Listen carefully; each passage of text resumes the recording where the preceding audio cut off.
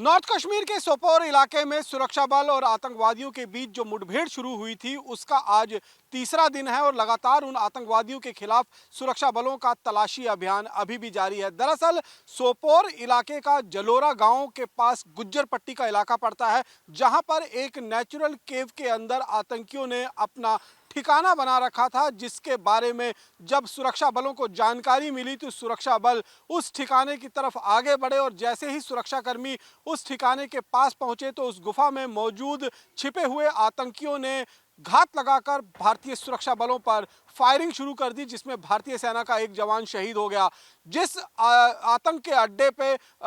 ये आतंकी छिपे हुए थे, उस आतंक के अड्डे का वीडियो इस समय इंडिया डेली के पास है और आप देख सकते हैं कि किस तरीके से पहाड़ों पर घने जंगल के बीच जो गुफाएं बनी हुई हैं, नेचुरल केव्स बने हुए हैं, उनको आतंकी हाइडआउट के रूप में इस्तेमाल कर रहे हैं। ये एक गुफा है, इस पहाड़ी पर इस तरीके की ना जाने कितने हाइडआउट्स बने होंगे, कितने गुफाएं होंगी जिनका इस्तेमाल आतंकी लगातार अपने आप को छिपाने के लिए कर रहे हैं। क्योंकि दरअसल जिस तरीके से इस समय ऊंची पहाड़ी इलाकों पर भारी हिमपात हुआ है, तो ऐसे में वहां पर ना तो आतंकियों के पास किसी तरीके का कोई लॉजिस्टिक सपोर्ट पहुंच सकता है, ना ही आतंकियों तक खाना पानी की कोई व्यवस्था हो सकती है। इसलिए पहाड़ी इलाकों में बर्फबारी और कड़ाके की सर्दी से बचने के लिए अब आतंकी नीचे यानी कि जो स्थानीय इलाके, जो रिहायशी इलाके हैं, उसके आसपास आकर उन्होंने अपना डेरा जमाया हुआ है। इसी को देखते हुए आपको याद होगा कि इंडिया डेली ने जो खबर ब्रेक की थी, जिसमें बताया था कि किश्तवाड़ में भी 4 जैश ए मोहम्मद के जो आतंकी हैं,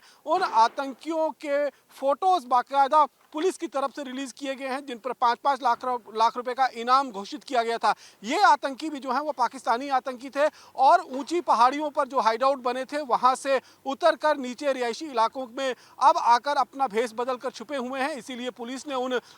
फोटोज को रिलीज किया था और जो आम आवाम है, पब्लिक है, उससे ये गुहार लगाई थी कि अगर इस चेहरे से मिलता हुआ कोई भी चेहरा आपको आसपास में नजर आता है तो उसकी सूचना पुलिस और सुरक्षा कर्मियों को दी जाए। और यही कारण है कि लगातार, चाहे वो नॉर्थ कश्मीर का इलाका हो, साउथ कश्मीर का इलाका हो या फिर सेंट्रल कश्मीर का इलाका, हर जगह आतंकी इस समय रिहायशी इलाकों के अंदर भेष बदल कर छिपे हुए हैं या फिर इस तरीके के जो आतंकी ठिकाने हैं वहां पर हथियारों के साथ छिपे हुए हैं। हालांकि इस ऑपरेशन में अभी तक सुरक्षा कर्मियों को कोई बड़ी कामयाबी नहीं मिली है, क्योंकि रात का अंधेरे और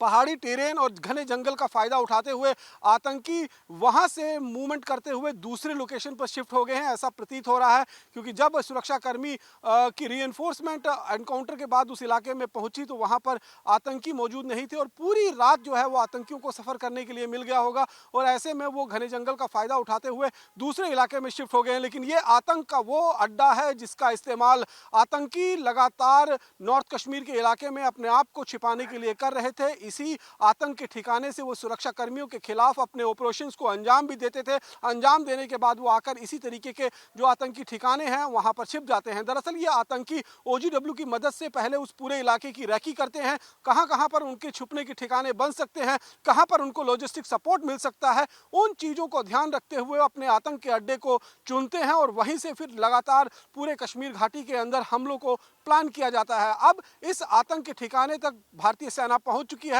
और इस आतंक के ठिकाने को पूरी तरीके से ध्वस्त कर दिया गया है। अब बड़ी कार्रवाई जो है वो भारतीय सेना और सुरक्षा कर्मियों की तरफ से चल रही है कि इस इलाके में, इस पहाड़ी के ऊपर और जितने नेचुरल केव्स बने होंगे उनको पूरी तरीके से बर्बाद करना होगा, ताकि आने वाले समय में किसी भी तरीके से आतंकी जो है वो इन गुफाओं का, इन नेचुरल केव्स का इस्तेमाल अपने आतंक के ठिकाने के लिए न कर सके। लेकिन बड़ी खबर यही है कि इस ऑपरेशन में भारतीय सेना का एक जवान शहीद हुआ है और अभी तक कोई भी आतंकी जो है वो सुरक्षा कर्मियों के हत्थे नहीं चढ़ा है। लेकिन लगातार तीसरे दिन भी सुरक्षा कर्मियों का ऑपरेशन आतंक के खिलाफ जारी है। कैमरा पर्सन सुनील के साथ रमन सैनी, इंडिया डेली, जम्मू।